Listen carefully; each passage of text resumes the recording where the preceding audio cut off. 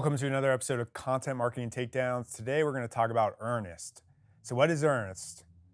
That's the first question I have for you. And first issue with them is that it's not immediately obvious. If you just kind of infer from the name, I think it's actually some kind of like saving or money making type setup. Instead, you go to their website, it's a loan program. So, you're actually reverse earning, you're costing yourself money by getting these loans. And of course, that's a fine thing to get a loan, but I think the brand name is one of the issues that this company has overall. Is that positioning wise, it's a nice single word name, but I think overall, from a positioning standpoint, those kinds of things can cause issues for a company that are hard to recover from, or overall will just have you kind of treading water from a content marketing standpoint, an SEO standpoint. And I think because they got such a good name, they thought, let's just do this, let's go with this, and they're probably gonna be okay. But I just think that is one of those things from the starting blocks that is holding them back. They are doing okay from a search standpoint, they have good traffic value overall. You can tell it's a little volatile. It likely has a lot to do with just maybe getting one term or not. They do have some good brand searches, so all the power to them. They are spending a lot on PPC as compared to organic. You can kind of feel with this company overall, they're sort of trying on the organic and content marketing standpoint, but you can tell it's not in their DNA. And that very often is clear when you find the ratio of PPC spend to organic spend is 1-to-1, if not worse, because that's just not them. And you can feel that in their overall strategy, even though that they're close to being effective overall. So kind of diving into their overall approach and some room for improvement. Given that they do student loans, private loans, things like that, they are sort of targeting the young adult or someone who just in college that needs to get that loan. So that overall is kind of how they're going to be thinking from a content strategy standpoint. They had this article on how much this college cost in 2019, and an immediate red flag I noticed about this that I would generally suggest avoiding is URLs that don't age. Their URL says 2019 in it, so what happens when 2020 hits? No longer is this a relevant URL. They're going to have to redirect it, and sometimes they can have some equity loss from that redirection that causes them issues. It can also, on their other articles, I think they have issues with the font size being slightly small on average. It's not terrible, but I think compared to one of their competitors, which is Student Loan Hero, they just have a really elegant, I think, user experience, the readability experience that is just better than Earnest on average. And they're competing for some of the same terms. So it's not always, are we okay? It's more like, what is the competition doing? Because I think you should always aim to be a Student Loan Hero type experience, which I think is really on the upper end of any site I look at. But for Earnest, in comparison, it's just okay. And it's good. I would normally say to any client who came to us in not this market, that's acceptable. But in this market, I think they can push even harder as well. And you can tell just landing on this page, it's just kind of like meh. I mean, the title doesn't show any personality. There is no date above the fold. The image, there's an illustration that sort of doesn't make any sense. It's not confidence inducing overall. And you compare that to Student Loan Hero, it's just cleaner. It has a nice photo, even though it is a stock photo. It's not too tall. It still feels nice. They have custom share buttons here that match the aesthetic of Student Loan Hero. And you go to Earnest, you get these out of the box share buttons on the left, which are also somewhat outdated. It doesn't exude a lot of confidence that, hey, let's put my money on the line in working with this company overall. Another thing that I just don't like about the way Earnest is set up is there is a disconnect between their blog and their main nav. I do think, especially in finance, there's no reason not to have the same shopping or nav experience on the main site as the blog. And that can cause some issues that I've touched on before in terms of link equity not being properly passed to the most important pages, because these are all blog categories on Earnest. So really the only equity that's passing, like if a lot of links come into this, the equity won't pass to the most important pages, which are all in their nav here, which are the student loan pages, the personal loan pages, some of the content marketing pages that you see here. So I believe that they should match these more closely, and yes, have a blog link there. Maybe there's a sub nav with categories, but because of that disconnect, I think that's causing them issues that will cause also a less than elegant user experience when I'm clicking some of these articles and expecting a similar experience when I hit those. Another thing I just don't like about their nav is it's just kind of meh. Again, they are clearly pushing SEO in terms of the titles in these articles, and I think in some ways it could even be worth removing loans in some situations, although it might not be necessary, but it's a little spammy-ish feeling at times. But it's interesting to just go left or right, and then you just suddenly jump into this like more crowded nav that has a lot more going on. It feels inconsistent, and I think less effective because of that. The hierarchy is weird. They're trying to say student loan refinancing, but the links below are actually a larger size. It's kind of cramped. It doesn't exude confidence again. And kind of, I think what would make more sense for them is kind of moving these articles into the sections relevant to each in the left. So they have a private student loan section. They can instead do this drop down and be like, get a loan as a bold section, and then learn more as a subsection about content around private student loans that people should know. That makes more sense and also matches what people are thinking about. Because if I want a student loan, I'm probably going to go to that drop down versus resources. It's just a more elegant way of thinking and navigating to the articles that you need to find overall, that I think is one reason that this site is not doing too well. So another thing I noticed on this blog is that in that top nav section, they have this how to read your credit report or credit report article. It's a important keyword or topic that could lead to a loan if your credit is bad or what have you. So one thing I noticed about this article, first thing that's not great is they don't have a timestamp above the fold. I think in general, not saying how old this article is in that area can be not an elegant user experience and should be solved for in that area. But you can actually find it closer to the bottom, and you can see the article is actually published, and there's no indication that's been updated recently beyond 2016. And if I'm trying to trust this company with my financial wellness, I'm not going to trust an article from almost 4 years ago to do that. So I would, in general, no article on any site of significance should have something that was published in 2016 and not clearly noted as being updated in their top nav, but they have that, and they have this kind of mediocre article as well.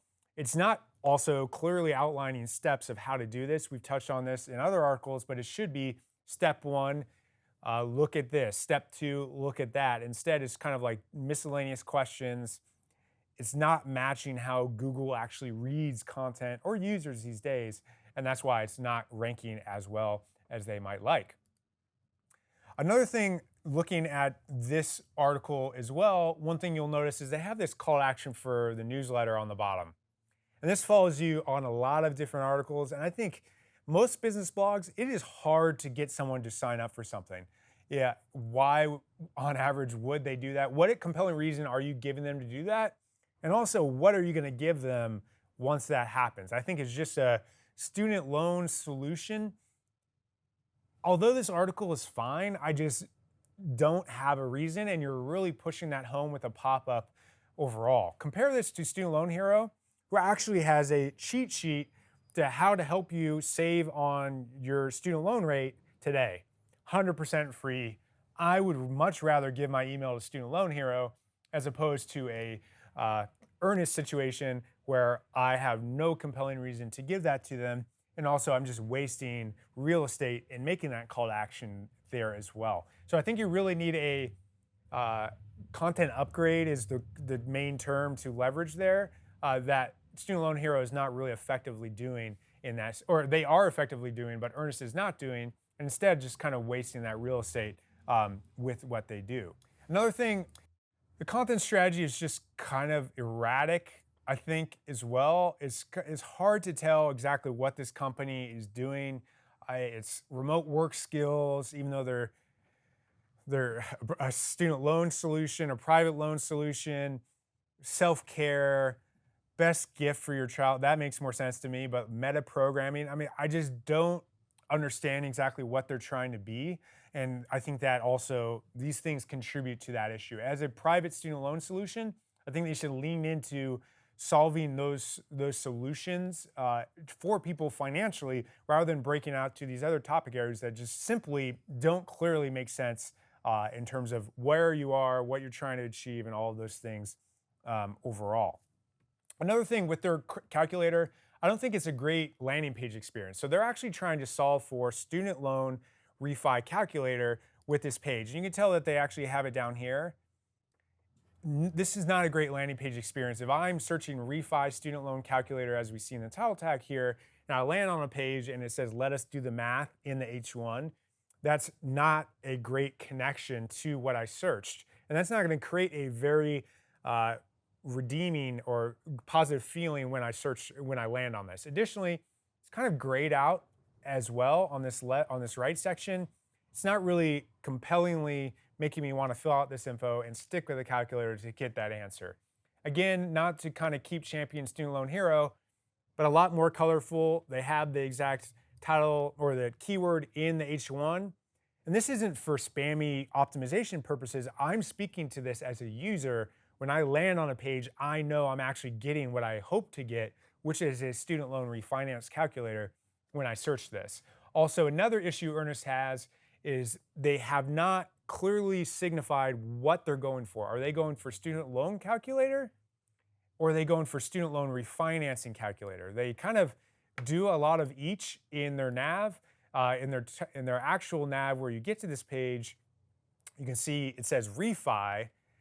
So they're kind of trying to do both, and by nature, trying to do too much, doing not enough. So if you actually do a search for student loan calculator, what you want to look for when doing this analysis is how many articles kind of share the same topic intent. So we can look at this result, and we don't really see refi as a high percentage of the results, especially the high ranking ones. You can see student loan calculator, student loan calculator, student loan calculators, repayment, that might be sort of refi, but mostly they're not refi intent at all. And the difference there is refi is clearly saying, I already have a student loan. Student loan calculator could say, I don't have a loan yet. How long will this take me to pay it off should I get this loan? And even though they're very close, the small difference, I think, makes Google want to break out the topic intent and create two different calculators for this reason. So I think if I'm Earnest, I would suggest that they do that as well. If they actually want to rank for any of these, they pick one and they lean into that. And most likely, the most obvious is refinance, because that is closer to that refinance loan that I think they're trying to get most often with their setup. On the positive side of some of the things they do, I do like some survey data they've created. I think it's clear link bait to me. It's quality, but it does tie to that. Maybe someone right out of college or in college trying to make some money on the side, just thinking about how much money people are making from that. They have nice shareable images within it. They look good. Bloggers, news reporters could share the best story in each of these concepts. These are common, good best practice frameworks that we leverage for our clients. And this is an article that actually got around 100 links or so because of that quality and how they did this overall. So this is a good data study, and one that makes sense, I think, for their content strategy overall. But on the other side of things, saw this article on the demographics of video gaming.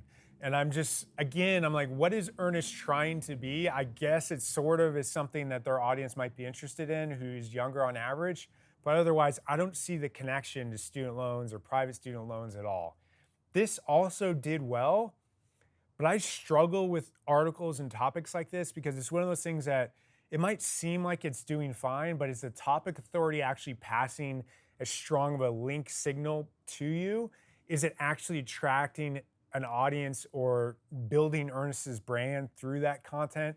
I would argue no for this article in particular. Even though it attracted a lot of links, it's just not really relevant to saving money in general, that I think makes it a stretch for this brand. Is not the kind of angle I would suggest for Earnest as a whole. So kind of like summing up Earnest as a company, I can tell they're a PPC company at the whole. Their content strategy is a little unfocused. It's not got as much investment clearly in it. They've sort of tried some things. Those surveys are like big link bait. It's like, hey, let's throw 30K at this and just see what happens. And they're seeing some results from it. But I would guess the overall ROI from the efforts, given their overall traffic value, it's good, but compared to other players in the market, like Student Loan Hero, who is likely in the millions actually in terms of the overall traffic value, yes, 4.6 million. There's significant room for improvement based on that kind of inconsistent strategy that Earnest is employing. So yeah, they have a good standpoint. They're starting from a decent brand name, but I do think they maybe should think about rebranding it or maybe adding different products to make it more of a holistic solution that makes sense.